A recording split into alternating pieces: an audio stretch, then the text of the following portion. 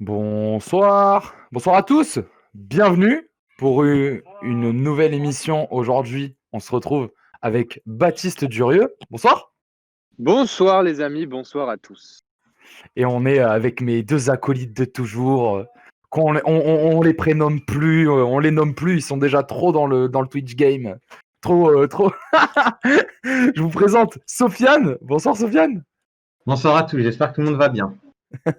Et Pratique. notre ami Nando qui est aujourd'hui avec nous, avec le smile comme d'habitude. C'est pas beau ça?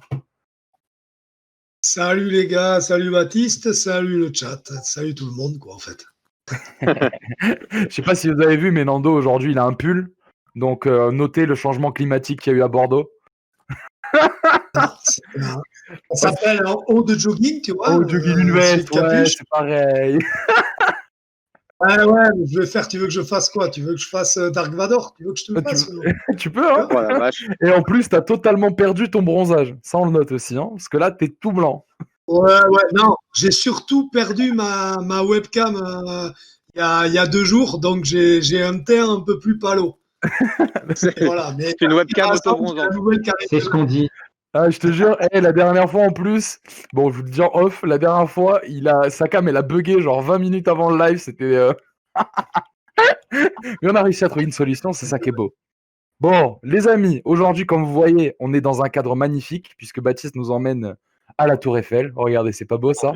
On voyage. Magnifique, hein. Franchement, on voyage pas avec AS Foot. Ça fait vraiment tout. Il va se faire tirer son téléphone. Tu vas te faire pécho ton téléphone en live. Et on va live avec quelqu'un d'autre. C'est pour ça, tu vois. Comme ça, j'ai la preuve en vidéo, c'est parfait. Mais en vrai, je vais te dire un truc, il n'y a que des petites vieilles qui promènent leurs chiens et des mecs qui font des jogging. Donc franchement, ça risque d'être tranquille. Bon, les joggers, ils sont en train de... Profite à partir de vendredi soir, là, tu seras de samedi soir, tu seras limite un délinquant, là, à cette heure-ci. Ah la vache. Toi, tu as de la chance d'être à Bordeaux. Hein. Moi, j'ai franchement vraiment beaucoup de chance parce que nous, là, c'est avec beaucoup d'appréhension. Je suis encore plus au sud.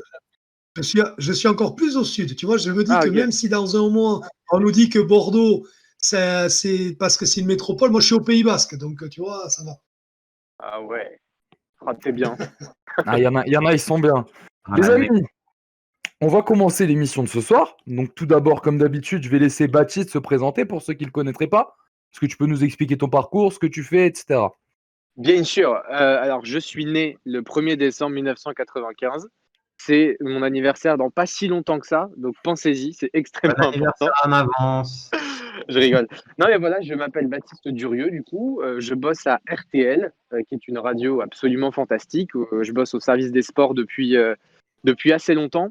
J'ai un parcours assez atypique parce que j'ai fait une école de journalisme. J'ai pas appris comme ça sur le tas, mais j'ai commencé à travailler à la radio extrêmement jeune et extrêmement tôt. Et au sein du service des sports de RTL, en fait, avant, je répondais au téléphone, je faisais du standard. On avait des émissions qui faisaient appel à des auditeurs, à des supporters qui venaient réagir sur des thématiques, etc., par rapport au match, etc. Enfin, c'est pas un scoop, il y a ça dans beaucoup de radios. Donc, je répondais au téléphone et puis je sélectionnais les auditeurs qui nous appelaient, les supporters, et je les faisais passer à l'antenne.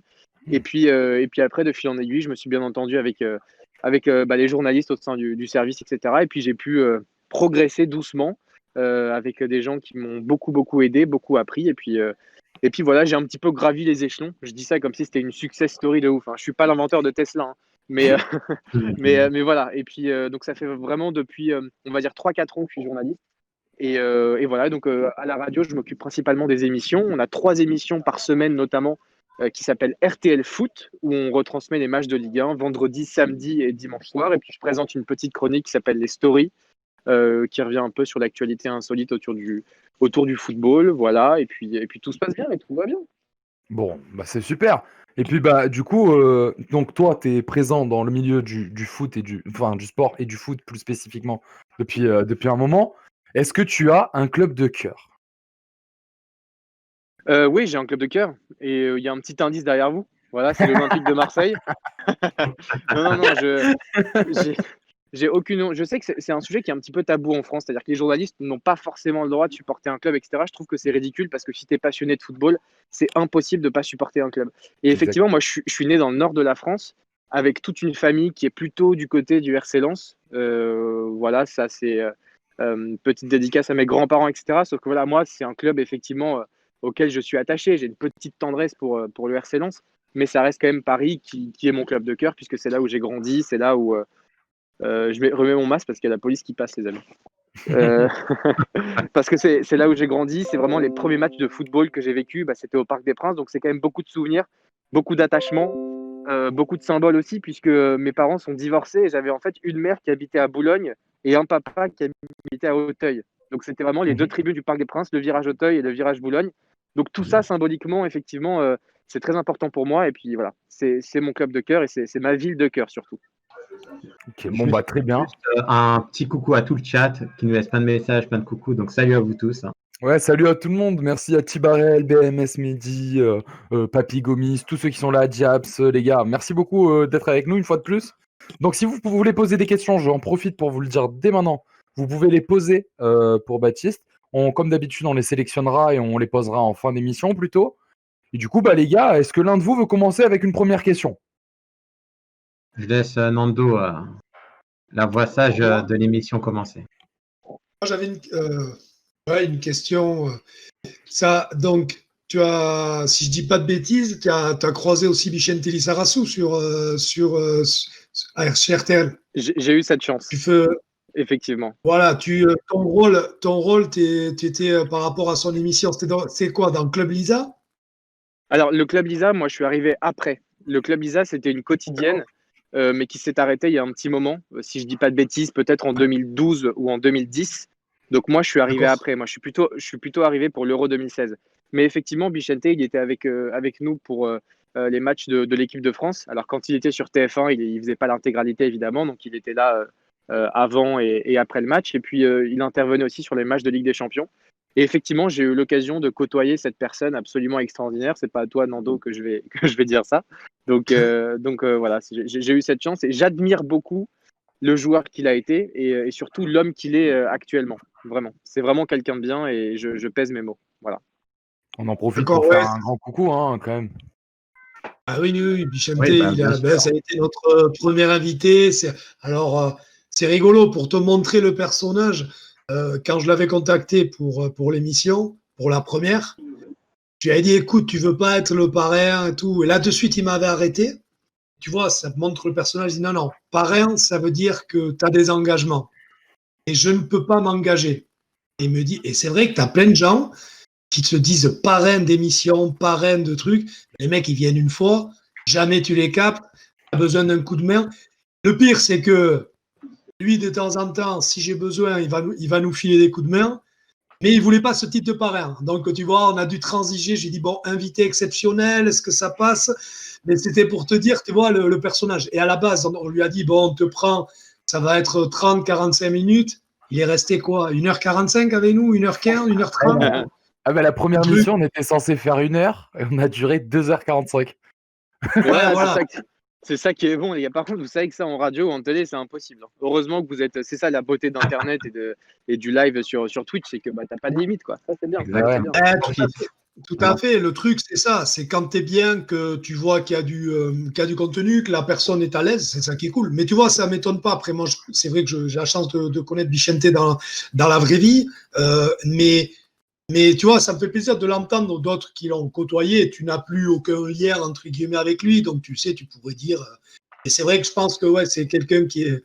Puis surtout, il ne s'invente pas ce qu'il n'est pas. Et pourtant, il est pas mal de choses. Hein. Et même dans ce qu'il fait là, il est très bon. Bien sûr. Non, bien sûr. Et puis, au-delà de ça, c'est vraiment quelqu'un d'extraordinaire et puis de très simple au sens noble du terme. Parce que quand tu es champion du monde, quand tu as eu la carrière que tu as eue, quand tu as été footballeur professionnel au plus haut niveau, et quand tu es devenu l'un des consultants les plus en vue quand même en France, rester dans ta petite maison au Pays Basque tranquille, continuer de faire ton sport avec tes potes, etc. Et puis rester proche de ce que tu aimes, proche de ce que tu es, c'est quand même rare, il faut le souligner. Donc moi je rejoins tout ce que tu as dit sur lui. Et tu as une... Pardon, hein, juste... et tu as une... Est-ce que tu as un objectif à... je ne vais pas te mettre en porte-à-faux, hein, c'est pas te dire dans un autre endroit, mais même chez RTL. Non, mais c'est vrai, c'est purement candide comme question. Est-ce que tu as un objectif à court, moyen, long terme, un truc vraiment que tu as envie de réaliser dans ta carrière ? Que ça soit presse écrite, ce que tu veux. Là, je suis en train de négocier pour acheter les droits de la Ligue 1. Donc ça va prendre un peu de temps, mais c'est le projet en ce moment. Non, mais plus sérieusement, écoute, non, moi je suis déjà très heureux de tout ce qui m'arrive. C'est un métier où c'est difficile de faire sa place. Moi, j'ai pas du tout encore fait la mienne. En tout cas, j'estime que je l'ai pas encore faite. J'ai déjà beaucoup de chance d'officier sur la première radio de France, etc. Donc, j'ai pas forcément d'objectif. Je travaille toujours beaucoup. Je reste toujours hyper humble dans ce que je fais. Après, voilà, la consécration, c'est extrêmement classique. Moi, mon but, c'est de pouvoir être vraiment au plus proche du terrain, au plus proche de l'événement. L'avantage de mon métier, c'est que je suis à la radio tous les week-ends à commenter du football avec une équipe formidable, Eric Silvestro, Giovanni Castaldi, Xavier Domergue, que je salue bien chaleureusement. Mais c'est vrai que je ne suis pas au stade, très rarement. Et moi, ce que j'aimerais vraiment, c'est là où il y a toute l'émotion, où il y a toute la passion qui se véhicule dans ce genre de choses. Donc j'ai vraiment envie d'être au stade. Et donc l'objectif, ce serait de faire du commentaire, d'être en bord de terrain. Ce que j'ai déjà fait parfois, hein, mais c'est vraiment dans des cadres qui pour l'instant sont exceptionnels. Parce que voilà, pour l'anecdote, j'ai vécu des émotions très fortes en studio, mais c'est très particulier quand on est champion du monde en 2018.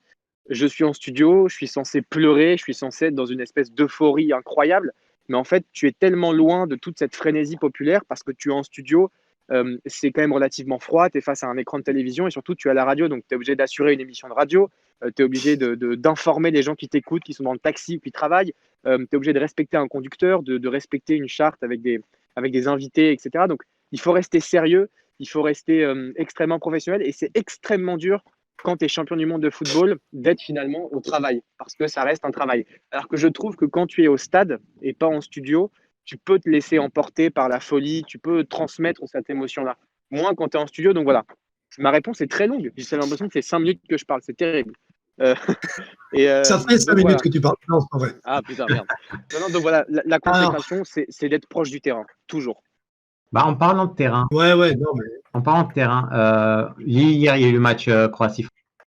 Donc, je pense qu'on peut en parler. C'est la moindre des choses. Et je voudrais savoir, tu en as pensé quoi, déjà, pour commencer. Après, dans le chat aussi, dites-nous qu'avez-vous pensé du match.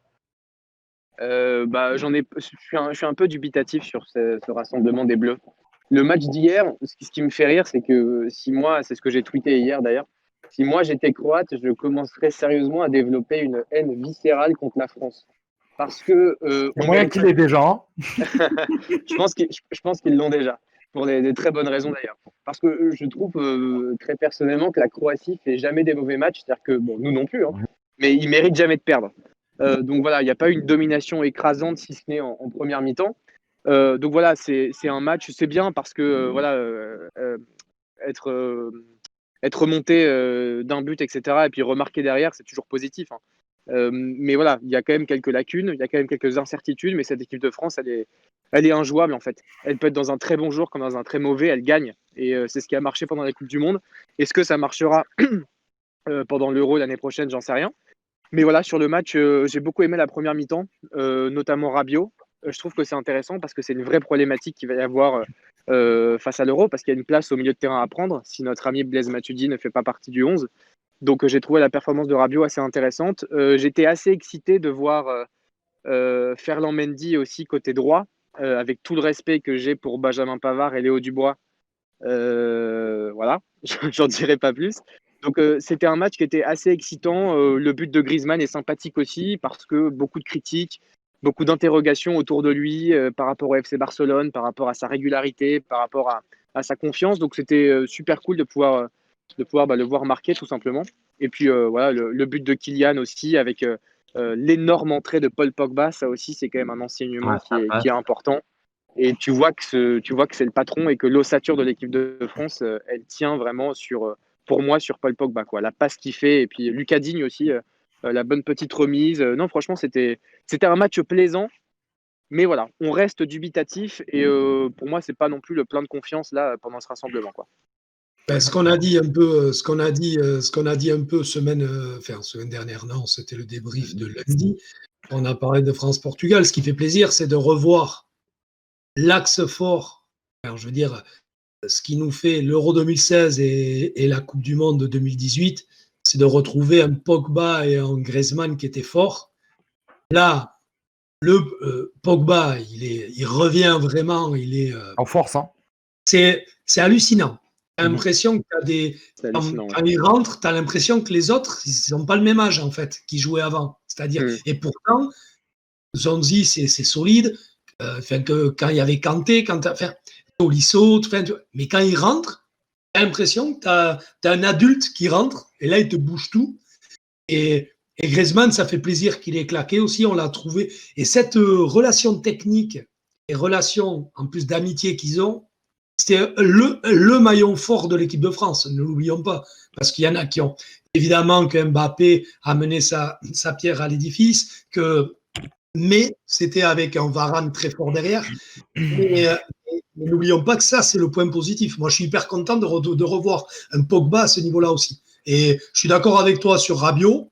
Tu vois, bon, il a eu du mal en seconde. Il avait un peu avalé la trompette, comme disait Jean-Michel Larquet. mais après, voilà, c'était. Par contre, désolé, je mets les pieds dans le plat, mais j'en ai parlé hier soir. Moi, j'aime le joueur, il doit être dans l'équipe de France, il n'y a aucun souci. Mbappé dans l'axe, c'est juste pas possible, quoi. Moi, c'est pas possible. Il a fait un match. Je suis d'accord.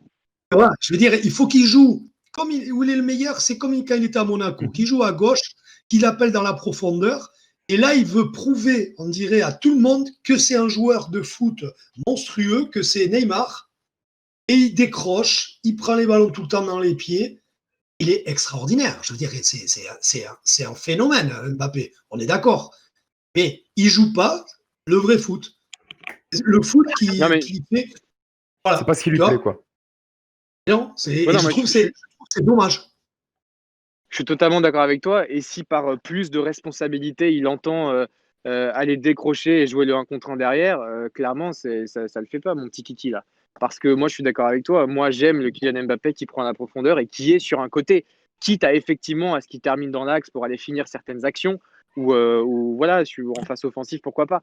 Mais c'est vrai, il se prend et c'est pas Neymar Mbappé. Il faut qu'il se mette ça dans la tête ou il faut qu'il arrête de traîner avec lui. J'en sais rien. Ça va être compliqué parce qu'ils sont dans le même club, mais c'est terrible, quoi. Parce que moi, effectivement, en même temps, on peut rien lui dire parce que statistiquement, il est toujours là. Tu sais qu'il marquera toujours des buts. Tu sais que le mec, il fera jamais vraiment un mauvais match. Mais effectivement, c'est extrêmement frustrant de le voir en permanence décroché, en permanence dans l'axe.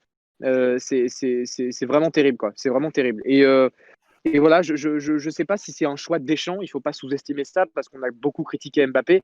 Peut-être que Deschamps lui a dit, en tout cas sur ce match-là, d'insister sur l'axe, d'insister sur le décrochage, d'aller chercher des ballons, d'aller provoquer des 1 contre 1. C'est peut-être une consigne du coach, on n'en sait rien. Mais en tout cas, moi, je suis totalement d'accord avec toi sur Mbappé, quoi. Vraiment. Et d'ailleurs, le Kylian de Monaco, parfois, me manque un petit peu, même au PSG. Moi, si je vais donner mon avis assez rapidement sur le match. Moi, je trouve que, comme tu l'as dit, je trouve que malheureusement, la Croatie n'a pas de chance face à l'équipe de France. Sur la première mi-temps, l'équipe de France est totalement au-dessus et on n'en reviendra pas dessus. Sur la deuxième mi-temps, je trouve qu'ils font très fort les Croates et qu'ils reviennent très bien dans le match. Et un truc que je trouve qu'on a assez négligé, mais qui pour moi hier n'est pas négligeable, c'est l'état du terrain qui était catastrophique et qui ne permettait pas J'ai pas forcément. remarqué ça. Il était catastrophique le stade, hein. Vraiment, c'était. En plus, j'ai vu des images des gars en presse et tout là, ça avait l'air catastrophique.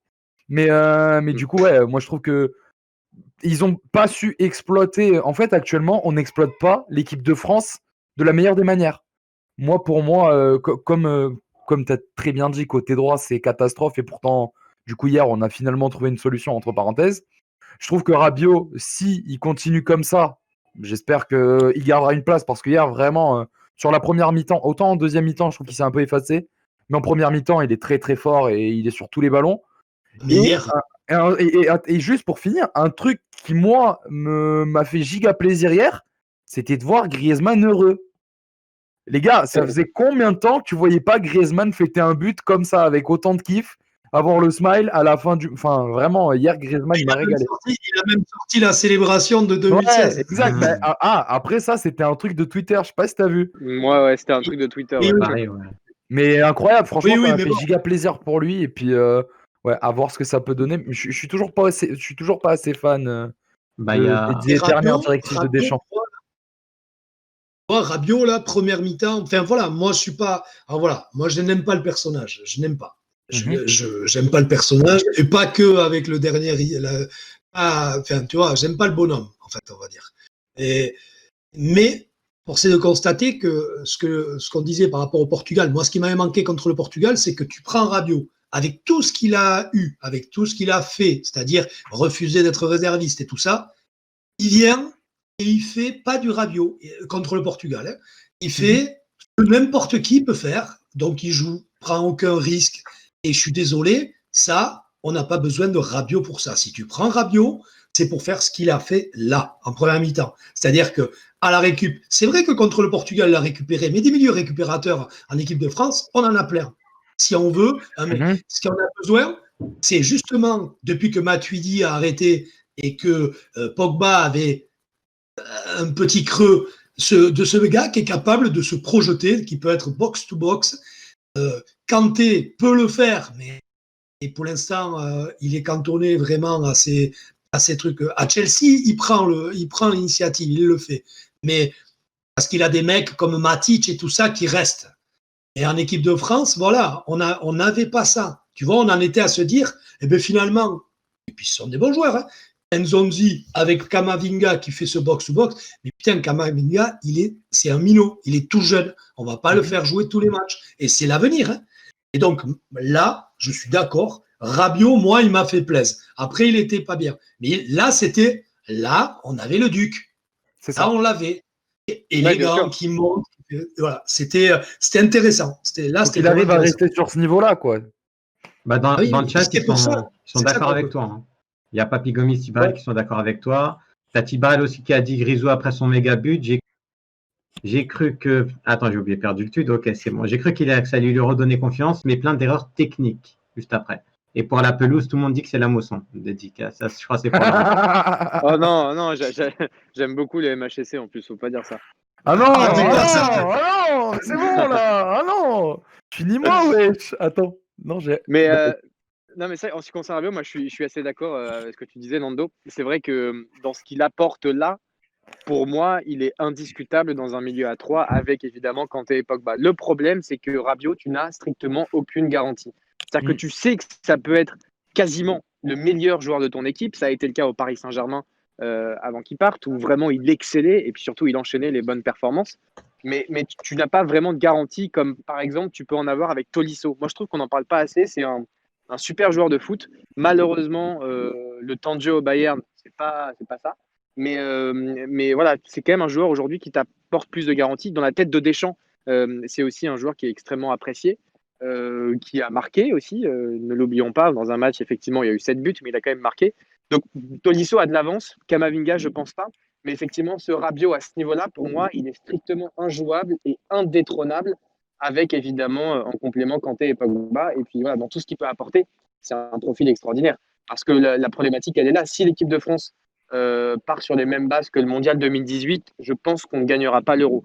Si il y a 2 changements notables, à savoir le changement de Blaise Matuidi pour Adrien Rabiot à ce niveau-là et un latéral droit un petit peu plus, on va dire, de meilleur niveau. Regardez, ça scintille, c'est magnifique.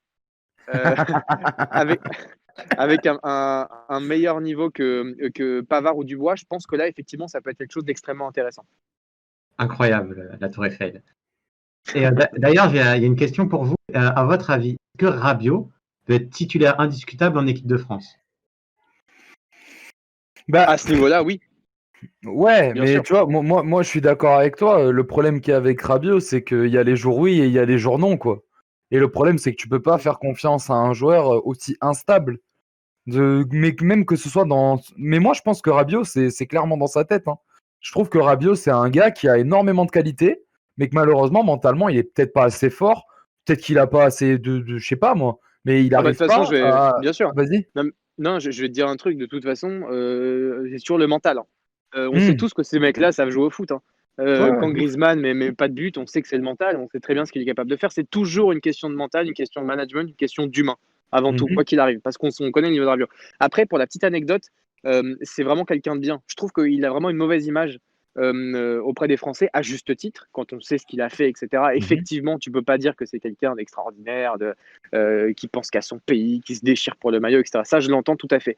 Mais vous savez que chez les supporters parisiens, je suis assez proche des ultras, je leur pose souvent la question quand on discute, et notamment à certains, et je leur demande quels sont les 2-3 joueurs qui vous ont marqué en termes de sympathie, en termes d'accessibilité, en termes de ne serait-ce que de relations amicales, tu vois. Et à chaque fois, ils me citent Javier Pastore, extrêmement souvent, Edinson Cavani, paix à son âme, à Manchester, et Adrien Rabiot, qui est quelqu'un d'extrêmement apprécié. Et c'est vrai qu'il y a une espèce de contradiction parce que, pour exemple, il a quand même invité des ultras du PSG à venir au Juventus Stadium.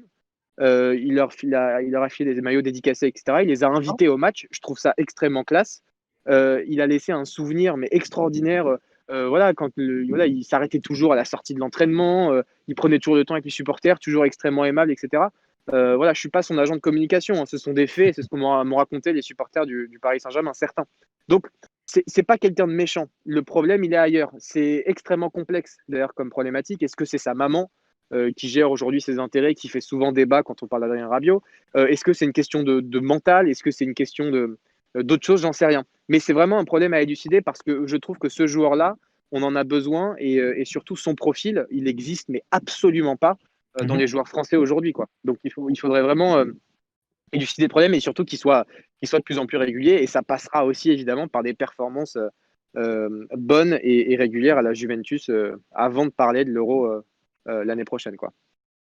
Ouais, mais, vas-y, Sofiane, tu voulais dire un truc? Non, je voulais avoir aussi l'avis de Nando qui n'a pas donné son petit avis. Et oui, monsieur. J'en ai un peu parlé, c'est pour ça que j'ai pas trop. À ce niveau-là, il peut être titulaire. Pour moi, comment te dire? Je pense qu'on a assez de superbes joueurs dans le milieu de terrain pour presque ne pas faire justement d'avoir de titulaire.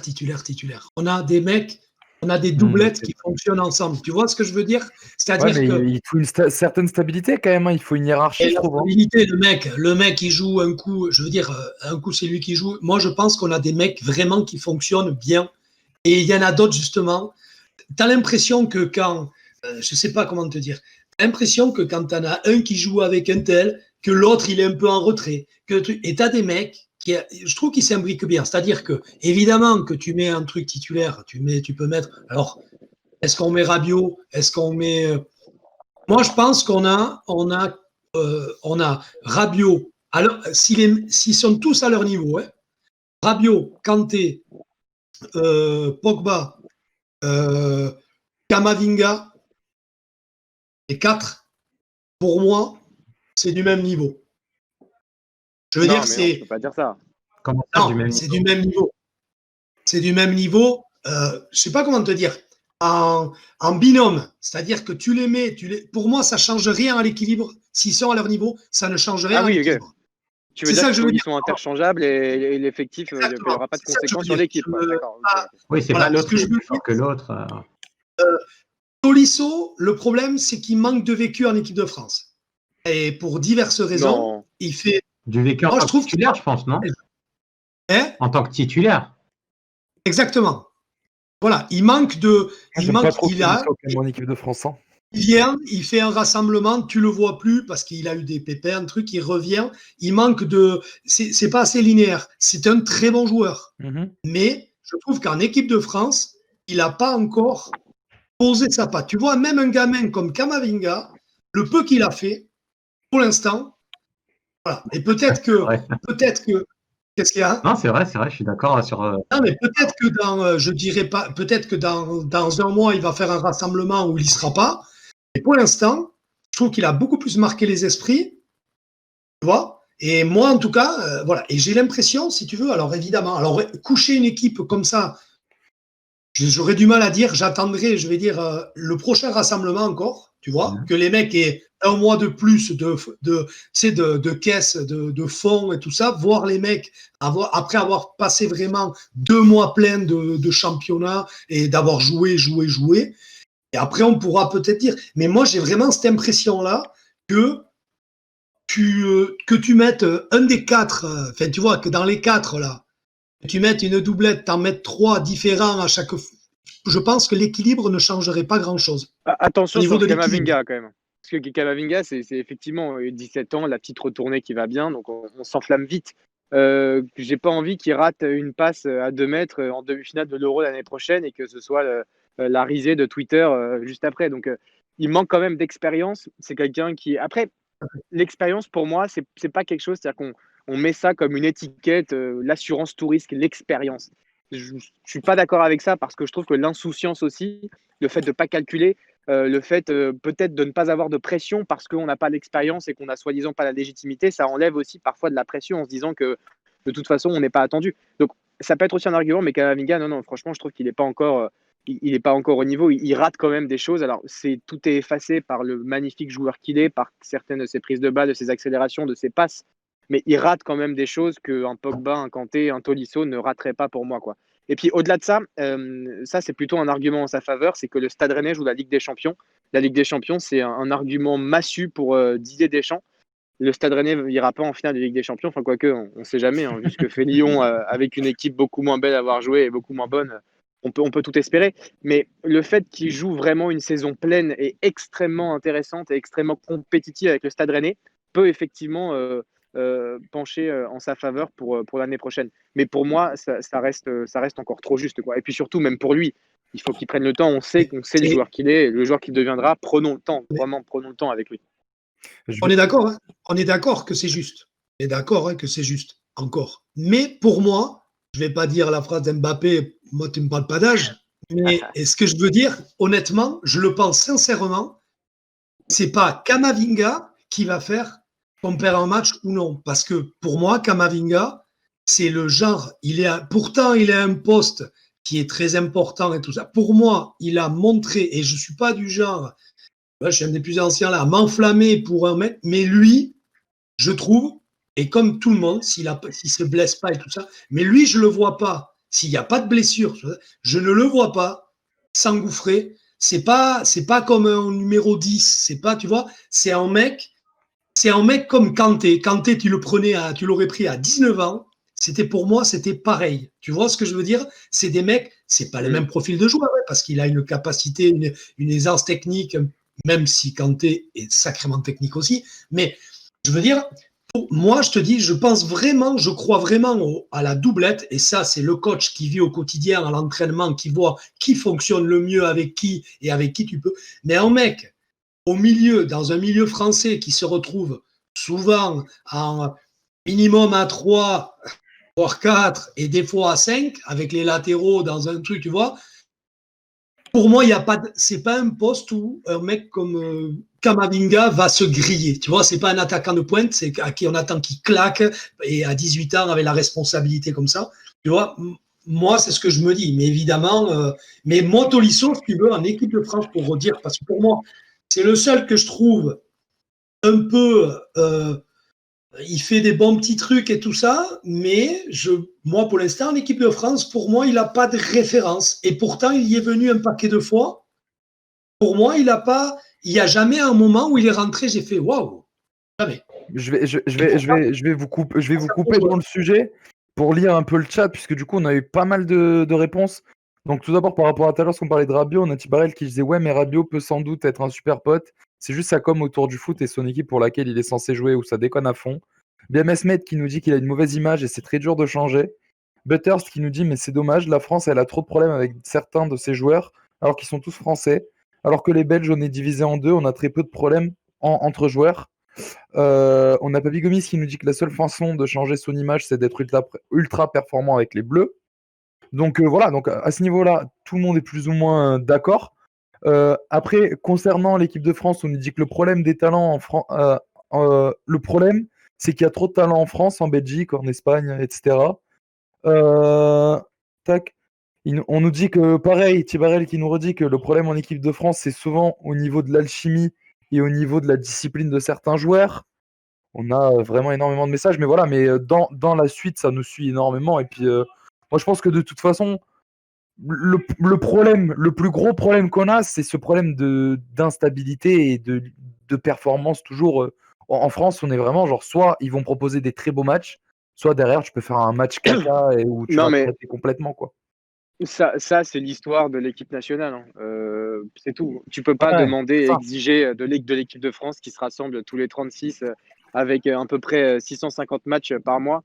Tu peux pas leur demander que ce soit football champagne tous les week-ends au Stade de France, quoi. Ça, c'est pas possible. Et puis, tu le constates dans toutes les nations. Tu sais que le débat là qu'on a parfois sur le jeu de l'équipe de France, sur même les compositions, sur les talents qui sont parfois mal gérés, etc., c'est un débat qui est extrêmement redondant en Angleterre, qui n'a jamais rien gagné de sa vie, en Espagne, qui est avec une équipe certes très talentueuse, mais qui est en reconstruction. En Italie, n'en parlons pas, qui n'ont pas participé à l'Euro précédent.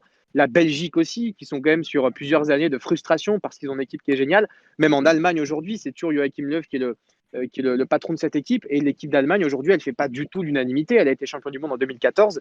Elle s'est fait humilier quand même pendant la précédente Coupe du Monde. Donc ce débat-là, tu vois, sur le jeu, sur la régularité, etc., c'est un débat qui est commun à absolument toutes les équipes nationales de l'univers, quoi. Donc tu vois, c'est pas propre à l'équipe de France, quoi. Et tu vois, Mais là, vas-y. pardon. Non, on a des problèmes de riches, quoi. Je veux dire, vous avez vu Ah ouais. l'effectif, Ouais, le c'est ça, matos bien qu'on sûr. a. Nando, c'est ce que j'allais dire. À part le côté droit, mais ça fait longtemps le côté droit. Hein. Même quand on avait, j'ai rien contre lui spécialement, mais même quand on avait Bakary Sagna qui a fait je ne sais combien de trucs, bon, on n'était pas sur un monstre, quoi. Tu vois, c'est des mecs, voilà. Mais c'est des problèmes de riches. Mais par contre, moi, où je trouve que Deschamps est très bon, c'est ce qu'on a dit, ce qu'il a réussi à chaque fois dans les compétitions à former des groupes et tout ça. Moi, où je suis un tout petit peu déçu, alors évidemment, je suis d'accord, hein, c'est difficile de mettre des tactiques, des trucs, t'es pas en club. Tu sais, faire un schéma de jeu à la Bielsa, ça tout le monde adorerait. Et puis si en plus ça gagne tout le temps, ça serait génial. Mais moi, je suis persuadé que des relations techniques sont facilitées par des relations déjà avec des mecs qui ont l'habitude de jouer ensemble. C'est très con, hein, mais je veux dire, si tu veux, donc moi j'y crois. Par exemple, j'ai trouvé, mais quand tu vois que tu as, c'est l'exemple, hein, Camavinga, il est contre le Portugal avec Zonzi, c'était contre le Portugal. Non, c'était le match avant.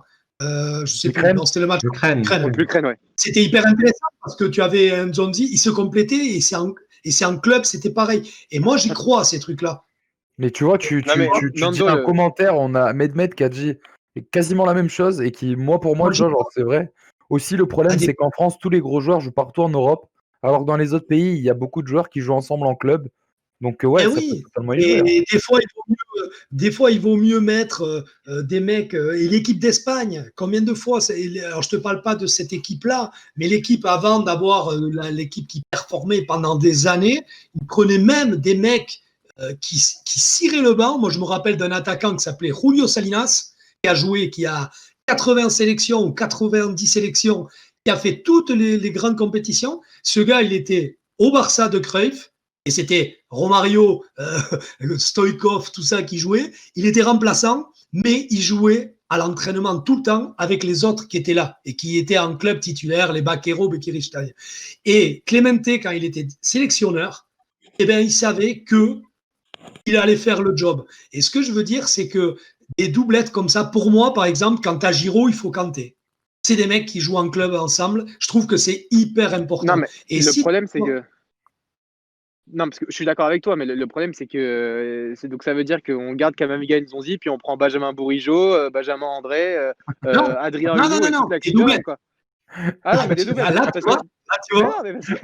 C'est moi qui troll normalement. Non, parce qu'à ce moment-là, voilà, on sélectionne l'équipe du Stade Rennais et puis hop, on va à la Coupe du Monde comme ça, et puis c'est bon. Non, le problème, c'est que moi, je suis d'accord avec toi. Non, mais ce que je veux dire, je pense que tu m'as très bien compris. J'ai parlé de doublette.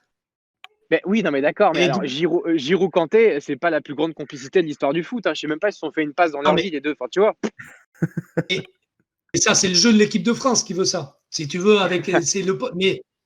non, mais si tu veux, moi j'y crois à ce truc-là. Alors, je te dis, c'est pour ça. Donc, quand tu as deux mecs qui sont au niveau, ben moi, par exemple, tu as un choix. Par exemple, à l'instant T, à la sélection à faire, moi, Tolisso, je le prends pas.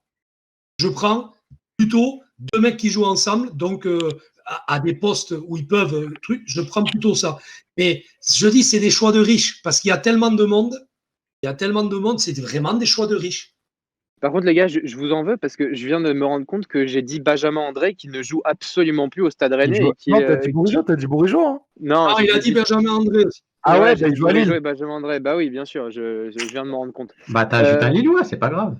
Mais ouais, exactement. Mais Ça vous reste savez dans le quoi, Nord. voilà, on va diviser l'équipe de France en deux. On va prendre des Lillois et des Rennais, puis on ira gagner la Coupe du Monde comme ça. Non, mais franchement, Avec des chances, c'est possible. Hein. je suis d'accord avec toi, Nando. Oui, Mais et puis on naturalise tous les étrangers, tout. On va faire un truc de parfait. dingue. Nickel. Et Julien Stéphan, sélectionneur, parfait, les gars. Putain, parfait. Non, mais en vrai, je Non, suis mais d'accord avec toi. moi, Sauf qu'il j'y il faut pense. voir aussi d'où viennent les doublettes. Parce que quand tu parles de l'Espagne ou même de l'Allemagne, c'est sûr que quand tu as le Barcelone, Real Madrid d'un côté et le Bayern de l'autre, c'est facile parce que c'est des doublettes qui jouent au plus haut niveau et qui ont l'habitude. Là, si la doublette, J'y donnais, mon c'est bébé. made in Stade Rennais, c'est quand même compliqué parce qu'il n'y a pas de doublette en équipe de France. Tu prends les 11 joueurs, les 11 ils jouent dans des clubs différents, des clubs de très haut niveau, certes, donc ils savent jouer au football. Mais c'est des clubs qui sont extrêmement différents. Quand on compare le Madrid de Zidane avec le Barcelone de maintenant, quand on compare les équipes en Allemagne au Bayern. Par contre, là, au Bayern, effectivement, si il y a quand même beaucoup de Français, Lucas Hernandez, Tolisso, Benjamin Pavard, et j'en passe. Je crois que c'est tout d'ailleurs parce qu'il y avait notre ami Cuisance, mais qui joue maintenant à l'Olympique de Marseille. Et t'as Coman, Coman, Et Coman, évidemment. Donc, l'alchimie que tu peux trouver avec des joueurs qui jouent au plus haut niveau et qui ont une vraie légitimité sportive en termes de complicité, etc., effectivement, pour moi, il n'y a que le Bayern Munich. Pour l'équipe de mais France, après, c'est ce que je veux. excuse-moi, Nando. Que pour l'équipe de France, tu parles Vas-y. ou généralement? Ouais, non, bien sûr. Je parle pour l'équipe de France. Si on suit la théorie de Nando, Bah, effectivement, moi, je verrai que le Bayern t'as Munich parce qu'il y a que t'as ça, en fait. aussi, t'as Et aussi un moi- peu Manchester United. Moi, je suis un. Ouais. Excuse-moi. Ouais, Hein. Moi, Pogba, je suis un. Moi, je suis Robert un. Martial. ouais. Moi, je suis un doux rêveur. C'est-à-dire que je me dis que le PSG, il pourrait avoir l'équipe de France au PSG. J'exagère. Mais il pourrait faire ça. C'est-à-dire que moi, plutôt que tu vois, d'essayer d'avoir, j'aurais adoré que le 6 qui manque à Paris depuis un moment, ça soit Kanté, que tu aies. Ils ont essayé, qu'ils Nando, prennent- tu sais. Ils ont essayé Kanté, ils ont essayé Pogba. Ah non, mais Quand ça veut pas, ça veut pas. Hein. C'est aussi que les joueurs veulent pas venir, hein, tu sais. Mais ils ont essayé de recruter des joueurs français, le Paris Saint-Germain, notamment Kanté et Pogba. Hein, ça, c'est vrai. Mais si tu veux, avec tu vois, c'est sûr que c'est ce qui manque, c'est ce que je voulais dire après, en fait, pour finir par rapport, parce que tu l'as entièrement bien dit, la différence pour ce truc-là, c'est que les meilleurs Espagnols, 90%, ils jouent en Espagne, voire 95%. Donc, récemment, il y en a quelques-uns qui étaient partis, voilà, du côté de City, Silva et tout ça à l'époque.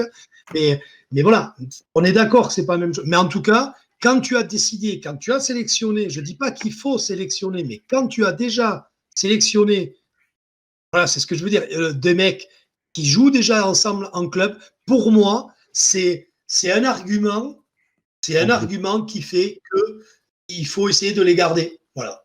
Bon, les amis, je veux pas clôturer le débat, mais je vais le clôturer.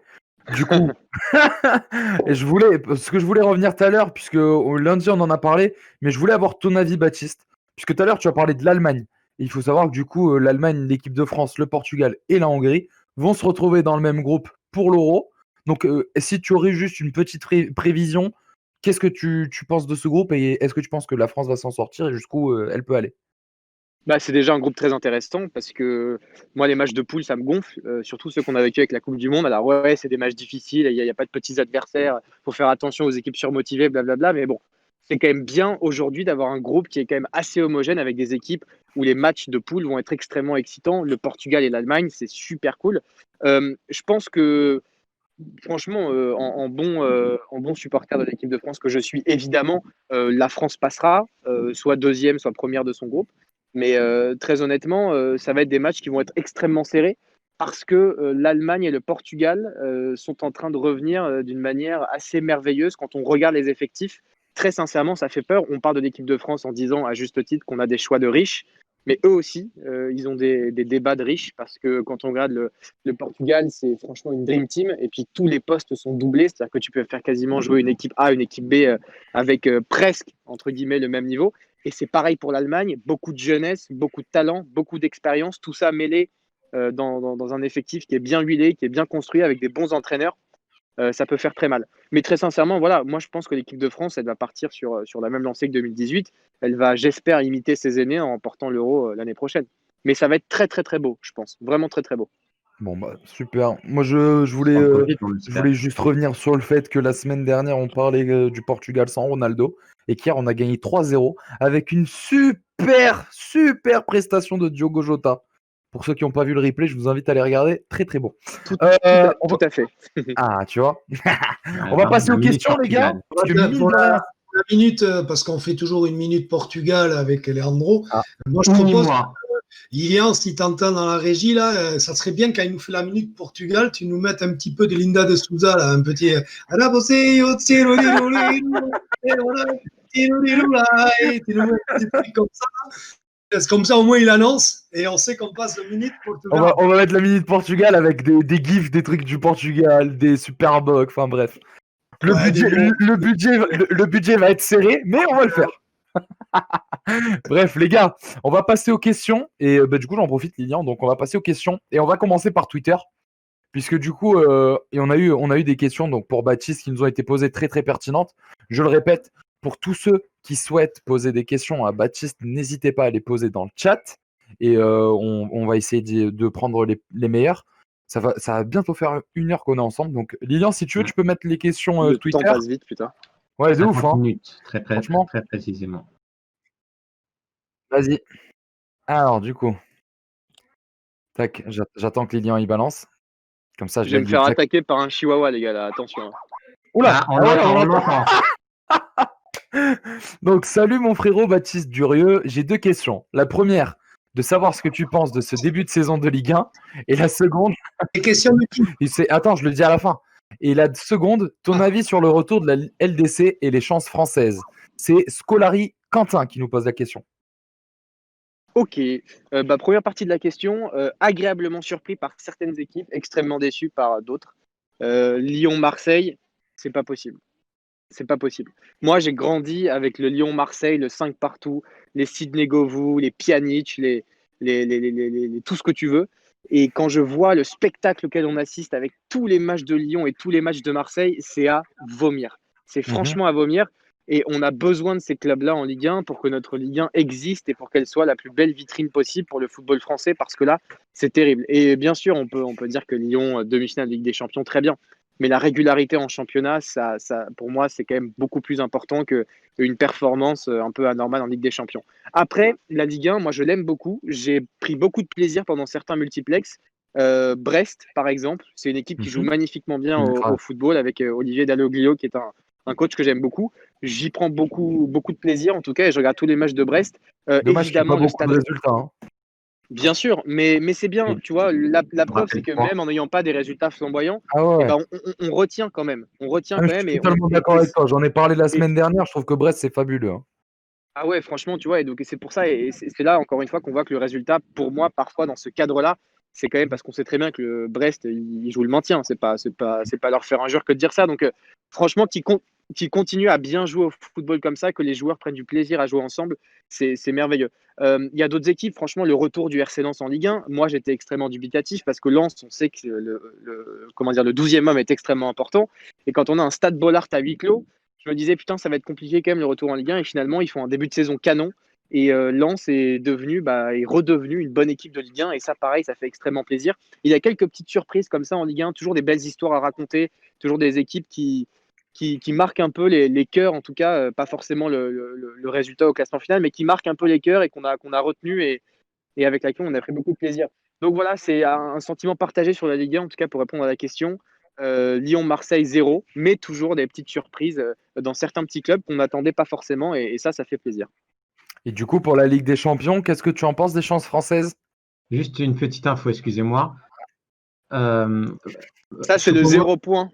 Choupo-Moting a marqué. Ah, c'est vrai. Choupo-Moting a marqué avec le Bayern sur une passe de Bounassar. Voilà. Oh, la doublette, tiens. J'en connais une qui doit être contente là chez elle. Hein.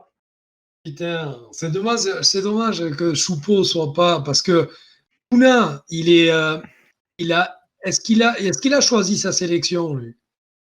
Je crois pas encore, non. C'est pas positionné pour l'instant. Bah, il est. J'ai pas l'info là. Je t'avoue, j'ai pas le dossier en tête là. Je sais plus. Ah, c'est dommage. Bon, après, Choupo-Moting, c'est trop tard. Lui, il joue déjà. Ah, tu voulais ta doublette? Il joue déjà. Ah, la doublette, là. Là, la doublette. Nando, il veut naturaliser tout le monde. C'est terrible. On n'aura plus de passeport J'ai après. dit, mais non, mais c'est comme ça. Et je suis comme ça, je suis un fou. Moi. Bon. Non, mais Bounassar, il peut jouer pour l'équipe de France. Hein. Ah, encore Oui, il c'est peut. possible, hein, c'est giga possible. Hein. Bien Ah sûr. ouais, ouais. Mais tout ce qui passe à un moment par l'OM, pour peu que ça rebondisse ailleurs, Deschamps, il prend. C'est vrai, il prend Ah, mais ça. moi, franchement, en plus, je l'avais évoqué, je sais plus si c'était avec vous, mais je l'avais évoqué il y a pas longtemps, ça, la possibilité que Bounassar intègre l'équipe de France lors d'un des prochains rassemblements. Moi, j'y crois Mais fort, hein. ça va être notre Pascal Chimbonda Et encore. que Domenech avait pris. Hein. Là, t'as Papy Gomis. Chimbonda. Oh, les références. Ah, j'avais oublié, quoi. Ça, Papy Gomis qui nous dit il a déjà eu des présélections en équipe de France. Ah bah, tu vois. Ouais. Donc, voilà, donc il peut. Et ben voilà, on en parle ce soir. On est quoi, 15 octobre 16 octobre Sachez-le, quand Bounassar sera sélectionné en équipe de France, cet extrait sera publié sur Twitter et on nous appellera les visionnaires. Les gars, il y a du boulot. Hein. Exactement. Vous êtes gentil avec Bounassar, mais il y a quand même du boulot. Hein. Là, Non, mais parce que c'est exceptionnel. On cut ce moment-là, on cut là. On t'a pas dit qu'on était. Enfin, en tout cas, moi, je suis pas forcément un fan. Mais sache que Didier Deschamps, il est comme ça. Là, t'as beau avoir. C'est une option. Et tu vois, c'est comme là, moi, ça m'emmerde de voir le niveau qu'il a, un mec comme Jules Koundé, le niveau qu'il a. Mais tant qu'il sera à Séville, il ne le prendra pas. Pour l'instant, c'est ça le problème. Non, mais c'est pas vrai. Non, c'est pas vrai parce que. Franchement, Didier Deschamps, pour en avoir parlé avec lui récemment, on a fait une interview pour. Vous m'entendez, les gars? C'est bon? Ouais, entendez. Ok, j'avais des petits bugs. Non, pour avoir fait récemment une interview avec Deschamps qu'on a faite pendant ce rassemblement, il nous a vraiment, et je pense pas qu'il ait intérêt à mentir ou quoi que ce soit, il nous a vraiment confirmé que lui, ce qui l'intéressait, c'était la performance. Parce qu'il y a un chiffre qui était assez impressionnant. Il me semble qu'il y a eu 9 joueurs sur les 23 sélectionnés qui étaient issus du championnat de France de Ligue 1, qui n'a pas forcément bonne presse quoi, par rapport aux autres championnats en Europe. Et donc, on lui a posé la question est-ce que, voilà, quels sont les arguments, quelles sont les choses qui sont décisives dans vos choix pour que vous puissiez sélectionner un joueur ou pas? Et il nous a dit justement, il y a beaucoup de joueurs qui sont en Ligue 1, qui ne sont pas le meilleur championnat, et pourtant je les prends parce que c'est la performance qui est importante. Donc, moi, Jules Koundé, qu'il soit à Séville, à Pétaouchnok ou au Real Madrid, si le type est bon, je pense qu'il sera sélectionné. Effectivement, il y a un CV qui est un peu plus garni quand tu joues dans un grand club, mais la preuve, Nabil Fekir, il a été sélectionné en jouant aussi là où il est actuellement. Il joue au Betis Séville, tout à fait. Et il l'avait déjà pris avant. Et il s'était blessé avant un truc. Il y a une histoire un peu. C'est pas la même histoire. Il faut que tu saches, Baptiste, qu'ici, on est FC Jules Koundé. Hein. Non, mais voilà, moi, c'est Koundé FC. Non, mais attends, les gars, moi, j'adore Jules Koundé. Hein. Je suis super fan du gars. Il est super fort. Mais je pense pas que le club. Et justement, c'est quand même mieux de jouer les premiers rôles dans un club qui va être un petit peu inférieur à certains dans le championnat plutôt que de cirer le banc au Bayern ou je ne sais où. Donc, non, c'est pas un argument. Et quand on voit que Oussem Aouar a été sélectionné dans un Lyon qui est malade depuis le début de la saison, moi, je trouve que le fait qu'il joue à Séville soit pas du tout déterminant dans le fait qu'il soit ou pas en équipe de France. C'est juste qu'il y a 4 ou 5 mecs qui sont devant lui maintenant. C'est tout. Et pour Séville, le fait qu'il soit à Séville, j'exagère le trait. Tellement j'ai les boules qu'il est pas. Déjà, pour tout dire, ce qui est totalement hallucinant, c'est que Jules Koundé ait honoré sa première sélection en espoir cette année. Cette année, oui, tout à fait. Il a une sélection en moins de 17 et des mecs comme Diomède, comme même Ripoll, quand il s'occupait des plus jeunes, il me prenait, n'importe qui prenait jamais Jules. Il était à Bordeaux, il faisait les mêmes performances, il était titulaire à Bordeaux, il ne le prenait même pas en espoir. Je sais pas, c'est comme s'il y a un délit de je sais pas quoi. J'ai l'impression que, tu vois, c'est le mec qui est. J'ai l'impression que ça va. Qu'il peut lui faire une. Alors, pour le coup, lui, je suis pas fan, mais il a fait ses matchs, une Aymeric Laporte, tu vois. Ouais. Tu vois, et tu as l'impression que c'est le genre de mec. Moi, je suis désolé, quand je regarde ce qu'il a fait le début de saison et tout ça, alors là, il a fait un choix, il prend Upamecano, qui était un formidable joueur, hein, et qui a. Voilà, pour moi, il n'a pas à souffrir. Tu vois, tu vois, au niveau technique et au niveau de poste, pour moi, Upamecano Koundé, c'est pareil. Donc, tu vois, moi, bien sûr. De toute façon, Jules Koundé, il y a de fortes chances pour qu'il termine à Manchester City pour 200 millions d'euros l'été prochain. Ça, c'est sûr. Mais, non. mais non, après, le problème, c'est que pour moi, Varane Kipembe, il y a rien au-dessus, en particulier en ce moment. Et puis, de toute façon, là, on a un débat sur que ce soit Upamecano ou Jules Koundé, ils joueront pas, quoi qu'il arrive. Ils joueront peut-être des matchs amicaux, effectivement, pour reposer les autres. Mais quoi qu'il arrive, ils joueront pas. Donc, autant qu'ils jouent avec les espoirs et puis qu'ils continuent d'être performants avec les espoirs. Et puis, on attendra quelques années. Mais évidemment, moi, je suis tout à fait d'accord avec vous. Formidable joueur. Et je suis tout comme vous. Peut-être un peu moins, mais extrêmement fan du petit Koundé, bien sûr. Moi, je donne une autre prédiction. Là. Je donne une autre prédiction. Oh non, c'est pas vrai. Attention, prédiction. Et c'est pas une info, c'est une prédiction. Attention, moi je t'annonce que, ok, il y a eu Manchester City, mais tu vas voir un petit Varane Koundé au Real Madrid là. Il veut sa doublette. Pourquoi pas? Je veux ma doublette. Et là c'est l'autoroute avec Zizou. Là, c'est l'autoroute pour Jules. Tu oublies, bien sûr, mais tu oublies un petit jeune qui monte, qui s'appelle Sergio Ramos. Bien sûr. Tu sais, tu n'oublies pas. Et Sergio Ramos, pour moi, justement, si tu mets Jules qui va dans l'effectif là, pour moi, c'est tout gagnant. Parce qu'évidemment que Sergio Ramos, il jouera. Mais ce que je te dis, et il va gagner tout peut-être ce qui lui manque. Il faut qu'il bosse avec un mec qui est un peu connard sur le terrain, comme Ramos, qui est un formidable joueur et qui doit, tu vois, et en plus, ancien du FC Séville aussi, Ramos, il va. Tu vois ce que je veux dire? Non, bien sûr. Moi, j'adorerais. On verra ce que ça donne. Hein.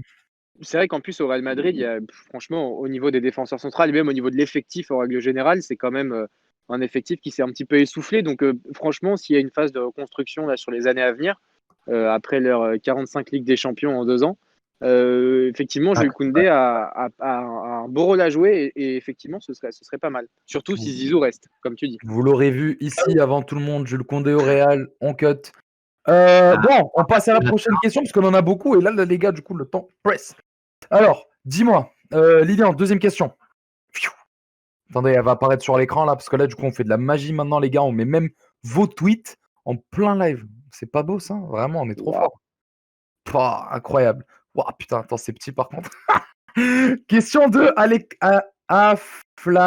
Alexandre Aflalo.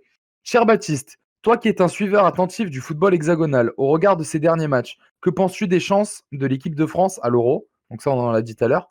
Mais également, qui vois-tu succéder à Olivier Giroud après celui-ci sur le front d'attaque tricolore? Karim Benzema. Je savais. Non, mais voilà, court et efficace. Non, mais alors, il n'y a pas de numéro 9 derrière Giroud, de vrai numéro 9. Après, il n'est pas non plus écrit dans les encyclopédies de football qu'on est obligatoirement obligé de jouer avec un numéro 9 parce que les types comme Moussa Dembélé, Neil Mopé ou même Sébastien Haller, c'est quand même en dessous. On ne peut pas jouer, en l'occurrence, avec ces mecs-là titulaires en équipe de France pour l'instant. Donc, moi, je pense que Giroud n'a pas de successeur, tout simplement. C'est un profil qui est tellement atypique, qui a tellement une histoire qui est singulière qu'il n'a pas de successeur. Et si on parle du poste de numéro 9, comme je l'ai dit, ce n'est pas une obligation. C'est pas Dieu qui a décidé qu'on devait jouer avec un numéro 9 aujourd'hui dans une équipe de foot. Donc, je pense plutôt à des doublettes, pour reprendre le terme qu'adore notre ami Nando. Mbappé, Martial en pointe plutôt qu'un seul joueur. Donc, je pense que l'avenir, c'est plutôt des ailiers qui peuvent aussi jouer dans l'axe plutôt qu'un vrai numéro 9 aujourd'hui parce qu'il n'y en a pas, tout simplement. Ok, super analyse. Incroyable. Lille, prochaine question. Putain, je dis Lille comme s'il était parmi nous. Il est parmi nous, les gars. Hein. Et d'ailleurs, je vous le dis et le redis, les gars qui sont dans le chat, faut faire des gros big up à Lilian, qui est notre régisseur et qui est là à chaque fois pour tenir ce live correctement. Alors, question de Sylvain Charlet, @Charlet Sylvain à l'envers. Hello les gars, pensez-vous que Lens pratique le jeu le plus ambitieux de la Ligue 1, un petit Atalanta Bergame en quelque sorte, avec gros test face à Lille? Merci les gars. Je vais te laisser répondre en premier. Ouais, c'est une question intéressante. Aujourd'hui, oui, comme je l'ai dit, au même titre que Brest, ça fait partie des équipes surprises, sauf qu'au classement, Lens, ça commence à vouloir dire quelque chose, quoi. C'est vraiment bien. Après, malheureusement, j'aime pas trop faire des pronostics, mais je pense qu'ils vont un petit peu descendre de leur soleil là où ils sont actuellement, parce que Lille, c'est quand même infiniment plus fort, plus expérimenté, et je crains la déculottée et je crains un petit peu le retour sur terre, quoi. En tout cas, dimanche prochain, en ce qui concerne le derby. Mais ouais, Lens, terre de football, magnifique club, histoire, supporters, ambiance, ferveur. Et oui, ils pratiquent un jeu qui est à la hauteur de ce qu'on attend d'eux. Mais franchement, dimanche, je pense que ça va faire mal aux pattes.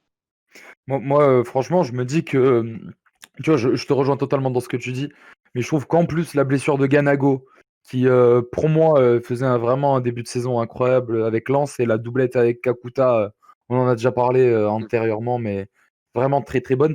Moi, je pense que Lens, là, on va arriver dans le dur. Et puis bon, après, moi, j'espère qu'on réussira à garder Lens en Ligue 1, etc.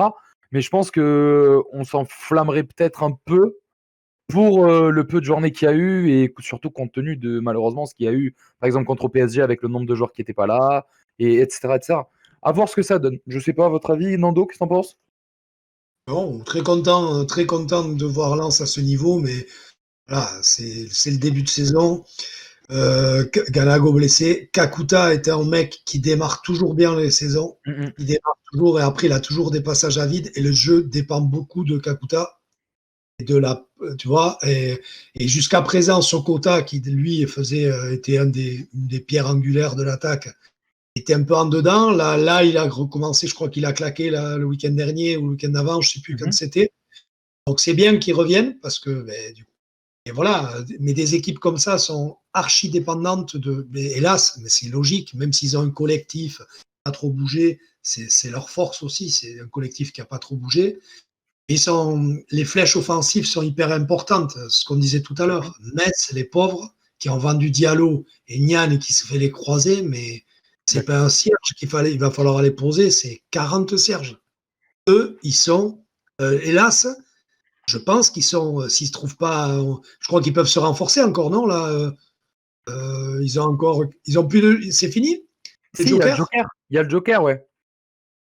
Oui, oui. Si, il y a le Joker. Et là, j'espère qu'ils n'ont pas j'espère qu'ils n'ont pas claqué au casino les 10 millions de Diallo et qu'il leur reste des pépettes parce que non, mais ils sont obligés. Ils sont obligés. Mais moi, je vous le dis, du coup, cet après-midi, j'étais au taf quand j'ai vu cette nouvelle.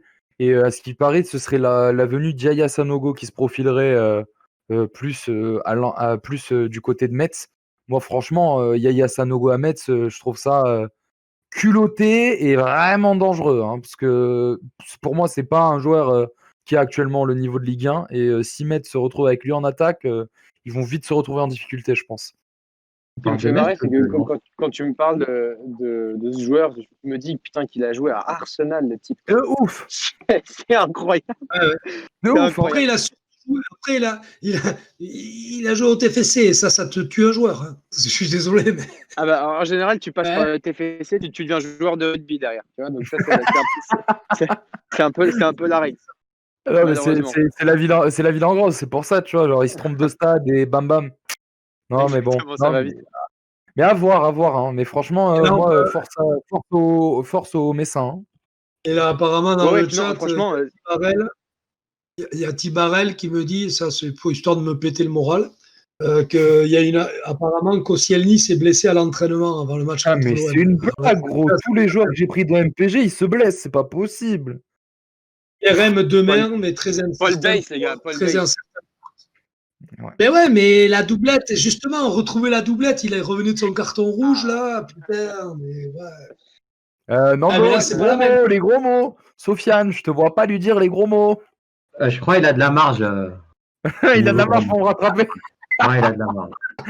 Bon, on va passer à la dernière question qu'on avait eue sur Twitter. Et qui, pareil, là, je crois que c'était c'était un animateur radio, du coup, qui avait posé une question. Si il veut bien. Lille? Ah, c'est fait? Ok, lourd. Alors, question de Stéphane Powells. Powells. Powells. Ok. Doku a coûté très cher. par Rennes, mais il a montré hier avec la Belgique qu'il est jeune et pas prêt pour le haut niveau. Faible contre l'Islande et mal rentré contre l'Angleterre. Un projet pour l'avenir, ok. Un pari aussi. Sa palette est pour l'instant limitée. C'est cher, non, 27 millions. Non, c'est pas cher parce que à partir du moment où tu as un projet ambitieux comme celui du Stade Rennais, si tu mets pas les pépettes, c'est compliqué, quoi. Donc à partir d'un moment, voilà, si tu crois en un joueur, en un potentiel, 27 millions d'euros dans le marché actuel, c'est pas non plus indécent. Le Stade Rennais a bien vendu, a une bonne trésorerie aussi, a gagné beaucoup d'argent ces dernières saisons. Il y a la Ligue des Champions aussi qui évidemment rentre en compte. Donc ils ont tout à fait raison de mettre 27 millions d'euros sur un joueur à fort potentiel. Ils perdent Rafinha. C'est un club aussi qui a beaucoup d'ambition. Donc non. Et puis, il faut savoir prendre des risques, hein. Il n'y a pas de récompense si on ne prend pas de risques, hein. Et puis, très sincèrement, 27 millions d'euros pour un jeune espoir comme ça. Moi, pour l'anecdote, Jérémy Doku, c'est un joueur que je connais par cœur sur FIFA. Pourquoi ? Parce que quand je regardais les... Tu sais, je faisais des modes carrière. Et donc, ce que je trouvais génial, parce que quand tu prends le Real Madrid, ça n'a aucun intérêt. Mais quand Oui. tu prends des petites équipes, moi, je prenais des Valenciennes, de la Ligue 2, même du Championship ou des divisions, même Division 4 en Angleterre. Et à chaque fois, je regardais qui étaient les joueurs les moins chers avec le plus fort potentiel. Et Jérémy Doku, c'était le mec que j'achetais, mais le premier à chaque fois sur tous mes FIFA, parce que vitesse, percussion, hyper agréable à jouer, très bon finisseur. C'est un joueur qui a plein de qualités. Et je ne sais pas si le Stade Rennais s'est inspiré de FIFA ou pas, mais en tout cas, c'est bien. C'est bien. Il faut investir sur des pépites comme ça. Il faut prendre un risque. Il faut investir de l'argent. Et voilà, c'est bien de pas que faire du trading. C'est bien de réinvestir aussi de l'argent qu'on a gagné. Et je trouve ça tout à fait cohérent dans le projet du Stade Rennais. Et surtout, voilà, pour remplacer Rafinha, qui était quand même un super joueur et qui l'a montré aussi en ce début de saison, il fallait un bon investissement ou en tout cas quelque chose qui soit à la hauteur du mec qui est parti juste avant, quoi. Donc moi, je trouve ça très cohérent et pas forcément excessivement cher. Loin de là. Là, on a pas mal de réactions, donc je vais un peu revenir en arrière, parce que celle-là elle me fume de rire. On a Papy Gomis qui dit on ressortira cet extrait quand Lens aura torpillé Lille 4-0. Donc il parlait de, de quand tu disais tout à l'heure que Lille allait les faire redescendre. Ouais. Bah, on le ressortira quand il y aura 6-0 pour Lille aussi, hein, l'extrait, il n'y a pas de souci, hein. On a du coup Andeva qui est en train de me dire que si Sanogo marque contre Nîmes, il me ressortira mon discours. Donc tu vois, franchement, les aléas là, des directs et des cuts, là, c'est pas possible, hein. Les gars, faut arrêter, hein. On tire pas dessus, hein. Non, mais c'est Non, Sanogo, il va marquer contre son camp ou un but du genou où il va même pas savoir où le ballon est. Le truc va lui rebondir sur son cul et ça va faire but, hein. Franchement, non, mais j'aime pas être méchant avec les joueurs, mais si tu veux, il y a des mecs qui c'est plus des joueurs de foot, quoi. Tu vois. Après, bon, ouais, pour Metz, est-ce que Metz peut vraiment espérer mieux qu'un Sanogo? Je ne sais pas. c'est ça. Puis, Mais bon, tu vois, ouais. il vaut mieux prendre des fois à d'autres postes des renforts et aller piocher chez on ne sait pas ce qu'ils ont chez les jeunes. Ils ont souvent des très bons. Ils ont une bonne formation à Metz. Tu vois, des Au fois, Sénégal, bien sûr. Et ouais, tu vois, voilà, tous ces mecs de l'école des Sadio Mané et tout ça, ils sortent. Ah ouais, bien sûr. Voilà, est-ce qu'il ne faut pas aller chercher par là plutôt et en prendre deux au lieu de. Bon, Sanogo, oui, je suis pas fan du tout. Et je trouve qu'il n'est pas dans ce que propose, dans l'esprit de ce que propose l'attaquant messin est rapide. Tu vois ce que je veux dire? Prends la profondeur. Sanogo, c'est pas ça. Et là, ça veut dire que tu changes. Alors, tu fais un système de jeu pour Sanogo, mais tu fais ça quand tu as un top player. On est d'accord que c'est quand même un moyen-as, quoi. Pareil, il va marquer. Je vous coupe, puisqu'il y a du coup RTL qui vient de sortir une info hyper pertinente. Donc ce serait désormais officiel. Mediapro se serait, entre parenthèses, suicidé dans le fait où du coup il serait en mise en demeure de la part de la Ligue de football professionnel. Et donc la LFP serait à la recherche d'un nouveau diffuseur officiel. Donc affaire à suivre dans les prochains jours, les amis. Tu peux faire ton offre, Baptiste. Baptiste, c'est bon, tu peux y aller. J'ai entendu que Les pour gars, en plus, deux grecs et une canette, il y avait moyen de négocier. exactement. En plus, les gars, je crois que j'ai 5 tickets resto sur moi, là. Donc là, on peut tout péter, là. Ah. Je pense que je vais Ah, prendre moi- la première ligue et la Ligue des Champions aussi. Moi, Je je prends vais faire la. un Mais petit c'est ouf, hein. package, quoi. C'est ouf quand même hein, de se dire que ça aura duré si peu de temps. Et Non, c'est terrible. je voulais juste avoir ton avis, tu vois, Baptiste, en dernière question, du coup, sur ce sujet-là, puisqu'il vient de sortir il y a une minute. Qu'est-ce que tu en as pensé de tout ce feuilleton et quel est ton avis là-dessus?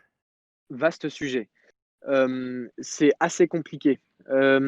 moi, déjà, il y a un principe de base, c'est que Mediapro, c'est quand même une boîte qui, à la base, fait du trading, c'est-à-dire qu'elle rachète des droits pour ensuite les revendre derrière avec une plus-value et les distribuer à différents diffuseurs. C'est pas du tout un groupe qui est voué à créer sa propre chaîne. Et d'ailleurs, la création de Téléfoot aujourd'hui, c'est une création qui a été faite par défaut, puisque personne n'a voulu racheter les droits de la Ligue 1 à plus d'1 milliard d'euros. Donc, quand tu pars, si tu veux, sur des bases comme celle-ci, ça peut forcément terminer comme c'est le cas aujourd'hui, quoi. L'autre problème aussi, c'est que aujourd'hui, moi, j'ai un peu de mal avec la gouvernance de la Ligue. En Italie, Mediapro avait pris les droits pour la Serie A. Finalement, ça avait été refusé parce qu'ils n'avaient pas de garantie bancaire. Voilà. Nous, on n'a absolument pas demandé de garantie bancaire. Je pense qu'on a été aveuglés par ce milliard d'euros qui faisait plaisir à tout le monde et qu'on a dit non, mais les gars, c'est bon, on est content, on sort le champagne et on fait la fête. Mais le problème, c'est qu'on le paye très très cher derrière. Et puis au-delà de ça, c'est une boîte qui est extrêmement instable. Elle dépend d'une holding et d'un autre groupe. Bon, il y a évidemment l'État chinois, mais il y a aussi une autre boîte qui aujourd'hui a le statut. Elle n'est pas en cessation de paiement, mais elle est notée par différentes agences et elle est notée elle est extrêmement mal notée en fait. Donc elle est quasiment en cessation de paiement. C'est le titre que lui a donné Je crois que c'est un truc qui a été fait extrêmement récemment, en plus cet été. Donc tout ça est extrêmement instable, tout ça est vraiment bancal depuis le début. Et depuis le début, on le sait, c'est-à-dire qu'on ne devrait même pas être étonné aujourd'hui. Là où c'est dramatique, c'est le manque d'autorité et le manque peut-être de fermeté et de rigueur de la Ligue. Et là où c'est le plus terrible pour nous tous, c'est que pour le consommateur aujourd'hui, c'est extrêmement difficile de dépenser 600 € par mois pour regarder du football. C'est encore plus dur de dépenser au-delà de ça 30 € par mois pour avoir seulement 80% des matchs de Ligue 1, même si il y a la Ligue des Champions qui arrive derrière.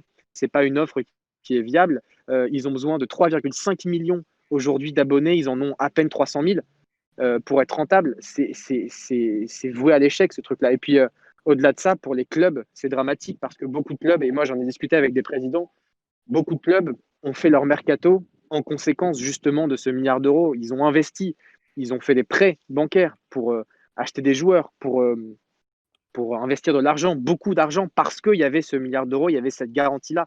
Et aujourd'hui, le virement, il n'est toujours pas fait. Et la Ligue est obligée de faire un prêt à la banque pour au moins donner une somme d'argent au club, puisque l'échéance de ce mois-ci n'a pas été payée.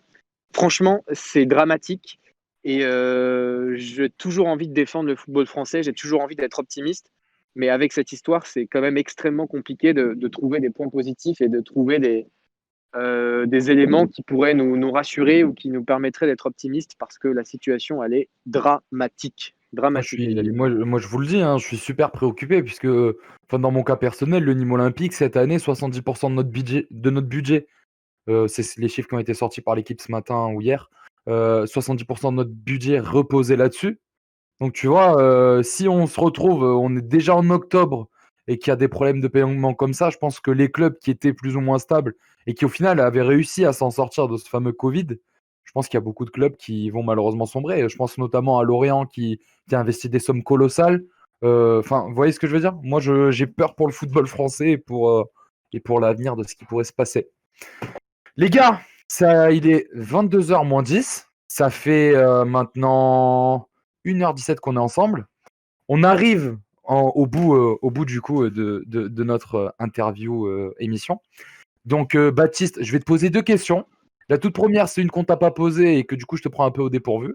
Mais si tu avais une anecdote à nous raconter qui te serait arrivée dans le monde du foot et qui pourrait être drôle ou pas drôle ou tout ce que tu veux, si tu avais une anecdote à nous raconter, quelle serait l'anecdote que tu nous raconterais?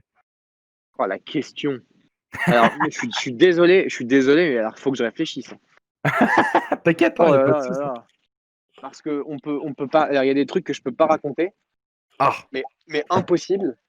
C'est extrêmement simple. Tu associes joueur de football à boîte de nuit et là, tu tombes sur une anecdote que tu pourras jamais raconter de ta vie. Est-ce que tu étais avec lui ou pas? C'est ça la question. Tu peux la raconter, ça oui, bien sûr. Ah, dis pas son nom alors. J'espère que tu t'amusais en tout cas. Putain, non mais les gars, c'est trop chaud. J'ai entendu qu'il y avait des bonnes relations entre Arabieux et Paris. Bref, vas-y. Non. Ça, pour le coup, ça n'a rien à voir avec Adrien Rabiot. Pourquoi tu crois qu'il nous a vendu Rabiot? Ouais, il est sympa. Ouais. Il m'a invité il n'y a pas longtemps. Cristal, là. Non, mais alors, c'est bon. Franchement, il faut que je réfléchisse. Alors, pose-moi ta deuxième question, puis je vais essayer de réfléchir à Vas-y. l'anecdote à la fin, essayer de vous raconter un truc marrant. La deuxième, il faut que tu réfléchisses aussi. Mais alors, du coup, la deuxième question, c'est celle qu'on pose tout le temps à nos invités. Et du coup, si tu avais 3 invités à nous conseiller à faire venir dans AS Football, donc que ce soit des joueurs, des agents, des personnes du milieu des médias, etc., qui c'est que tu nous conseillerais? À savoir qu'il nous faut des gars comme toi, avec qui on est dans une bonne dynamique, des bons clients, tout ça, tout ça. Alors, je vais en associer 2 parce qu'ils sont absolument géniaux. C'est Giovanni Castaldi et Bertrand Latour qui sont. Alors, Giovanni est avec moi à RTL et Bertrand était aussi à RTL, mais il est maintenant exclusivement avec la chaîne L'équipe. C'est 2 journalistes consultants extraordinaires, hyper joyeux, hyper jovial, extrêmement drôles, bonne répartie, culture footballistique immense malgré leur jeune âge. Et avec ces mecs-là, c'est des autoroutes, quoi. Vous faites des émissions franchement géniales avec eux.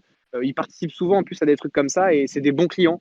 C'est des mecs qui ont des choses pertinentes à raconter, qui apportent un truc. Et voilà, Giovanni Castaldi, Bertrand Latour, ça c'est top, top, top. Après, en termes de joueurs, il faut que vous fassiez Adil Rami, les gars, parce que là, pareil, autoroute, ça c'est super cool pour des anecdotes, pour le sourire, pour plein de choses. Vous l'avez pas déjà fait? Non, on l'a pas déjà fait. Ok, parce que je vois personne ne réagit, tout le monde est là, genre, Adil Rami.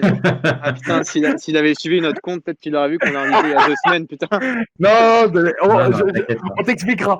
Mais ok, lourd. Ok. Bah écoute, on note. Les gars, j'ai l'impression que j'ai mis une mauvaise ambiance. Ah non, pas Et, du tout. Je t'assure que pas du tout. Vraiment, pour le coup, pas du tout. Mais du coup, ouais, Et, donc Bertrand Latour, Adil Rami et c'était Giovanni Castaldi, c'est ça. ouais, voilà. Après, bon, il y a plein de joueurs, plein d'agents aussi que vous pourriez inviter. Et puis il y a tellement de gens qui sont géniaux. Mais je pense qu'avec ces mecs-là, ça peut être pas mal. Ok, lourd. Bon, Parfait. c'est noté. On espère pouvoir les faire bientôt. Mais du coup, est-ce que tu as pu réfléchir à ton anecdote? Putain, mais je vous assure que j'essaye d'y réfléchir, mais je vous avoue que c'est compliqué parce que à la fois il y a beaucoup de choses, mais j'ai l'impression que finalement il y en a très peu. Les gars, Une qui... les gars, dans le chat, dites la boîte. C'est quoi la... Ah oui, la boîte, putain. Tu nous as trop hypé là. Je veux savoir maintenant. Ok, alors je vais être extrêmement simple. On Vas-y. va partir sur l'anecdote boîte de nuit. Vas-y. Je me situe donc à Paris, dans le 8e arrondissement, où il y a effectivement beaucoup de clubs nocturnes. On est à la veille d'un événement sportif majeur. Est-ce que c'est la Ligue des Champions? Est-ce que c'est la Coupe du Monde? Est-ce que c'est une finale de Ça, on coupe? le fera pas. Est-ce que c'est un classico? Vous faites votre film, voilà. Et je vois, donc veille d'un rassemblement, un joueur extrêmement connu, mais extrêmement connu. On ne parle pas de je sais pas qui, vraiment très très connu. De Sanogo, on parle pas de Sanogo. dire. On parle pas de Sanogo, Voilà. ni de quiconque. Entouré de très très bien entouré, pas par des hommes, en train d'alterner entre l'alcool qui est dangereux pour la santé et les cigarettes qui sont également dangereuses pour la santé. À la veille, donc, c'est ça l'anecdote, d'un rendez-vous, mais d'une extrême importance. Voilà. Bon, les gars, on a une. Faites-vous vos films. On sait que c'est pas Yaya Sanogo en tout cas. Ouais, mais en tout cas, très très bonne. C'est Jules Koundé, les gars. C'est Jules Koundé. Bon, les gars, c'était une émission incroyable une fois de plus. Bon, vraiment, Baptiste, merci beaucoup déjà de ta franchise, du beau décor que tu nous as donné de Paris. Et en gros, si tu veux, quand on part, je dis au revoir. Sofiane dit au revoir, Nando dit au revoir, et après on te laisse le mot de la fin. Tu dis au revoir et tu dis ce que tu veux. Si tu veux annoncer un truc de ton actualité, si tu veux donner un conseil, tout ce que tu veux. Ok ? Ok, ça marche. Bon, du coup, moi, je le redis, hein, merci beaucoup, Baptiste. C'était un énorme plaisir de t'avoir. J'espère qu'on te recevra plus tard. Et puis, vraiment, ta franchise et tout, incroyable. Merci pour cette anecdote. J'espère qu'Onof, tu pourras nous dire le nom du joueur. Et je remercie le chat. Je vous souhaite une très bonne fin de soirée. Je vais vraiment vous le dire si vous voulez, mais il faut que vous fermiez votre gueule. Ah ouais, mais moi Mutus bouche cousue. Et par contre, juste avant du coup de passer la main, de passer le flambeau à notre ami Sofiane, les amis, je tenais juste à vous dire que nous avons notre ami James l'Argentin qui fait un live de 72 heures puisqu'il a éteint son sub goal. Donc il a commencé cet après-midi. Donc ce soir, il n'y aura pas de fin d'émission vu que dès qu'on aura dit au revoir, on va host James. Donc je vous invite, même si vous ne restez pas sur le live, allez vous abonner, envoyer de la force, Vraiment, James, c'est un bond de fou furieux, les gars. Et si vous voulez vous amuser, n'hésitez pas. Donc voilà, je passe le flambeau à Sofiane. Alors déjà, Baptiste, merci d'être venu. C'était super cool. Comme Landro l'a dit, la vue, elle était incroyable. Et ensuite, j'espère que tu vas faire des bords terrain et que tu vas commenter des matchs parce que ta façon de parler est très agréable à entendre. Et donc, merci à toi et merci au chat d'être venu comme d'habitude. C'est gentil, merci beaucoup. Écoute, Baptiste, merci beaucoup d'être venu avec nous. Ton anecdote sur Rabiot en discothèque, c'était extraordinaire. Et, voilà. Et non, bon, merci beaucoup. C'était cool, on a passé un bon moment. J'espère que toi aussi. Et puis voilà, à très vite, très vite. Et merci au chat et merci à tout le monde là, qui interagit. Ça a été super agréable. Vraiment, merci. À toi, Baptiste. Ah ouais, c'est à moi du coup. Écoutez les gars, merci beaucoup. C'était un véritable plaisir, vraiment. Ça fait plaisir de pouvoir parler totalement librement comme ça sur Twitch, parce que c'était la première fois que j'utilisais Twitch. Et mon message va être extrêmement positif. J'ai pas forcément envie de faire de blagues ou d'avoir un petit mot d'esprit, mais juste vous encourager à continuer parce que les médias aujourd'hui sont en crise. C'est extrêmement dur pour des jeunes passionnés comme vous de pouvoir parler de football totalement librement sur une radio, sur une télé ou même en presse écrite. Donc je vous encourage à continuer un maximum à diffuser votre émission, à mettre toute la bonne volonté que vous avez déjà évidemment et à mettre toute votre énergie là-dedans parce que c'est une plateforme de liberté qui permet de faire plein de choses qu'on ne pourrait jamais faire sur les médias traditionnels. Donc voilà, je vous invite à continuer à perpétuer cette émission, ce compte Twitter, toutes ces pages que vous avez parce que c'est bien et c'est hyper important pour mobiliser tous les jeunes qui malheureusement ne trouvent pas de place aujourd'hui dans le journalisme. Incroyable. Merci beaucoup du fond du cœur, Baptiste. Les gars, on vous souhaite une très bonne fin de soirée. On se retrouve dès demain, 19h30, pour un live d'exception avec monsieur Joël Postbad ivoirien qui nous fait l'honneur de venir.